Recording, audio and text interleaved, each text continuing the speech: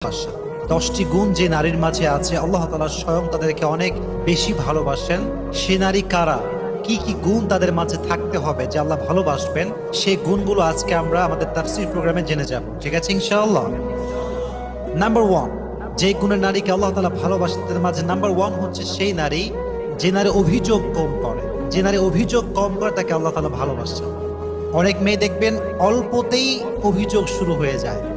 কেবল বিয়ে করে আসছে, একটু স্বামীর আচরণ খারাপ হয়ে গিয়েছে, শুরু করে দিল কথা যে জীবনে কি করলাম, কেমন স্বামী পাইলাম, পুরো জীবনটা আমার শেষ হয়ে গেল, অভিযোগের কোনো শেষ নেই।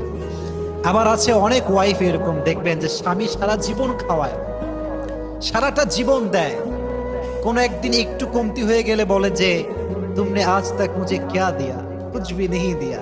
সারা জীবন দিলা কি আমার, সারা জীবন আমি না খেয়েই থাকলাম, কোন জামাটা দিলা ভালো জামা, এটা অভিযোগ করে। তো প্রথমত সে নারীকে আল্লাহ তাআলা অনেক ভালোবাসেন যে নারী অভিযোগ কম করে। আল্লাহ প্রত্যেকটা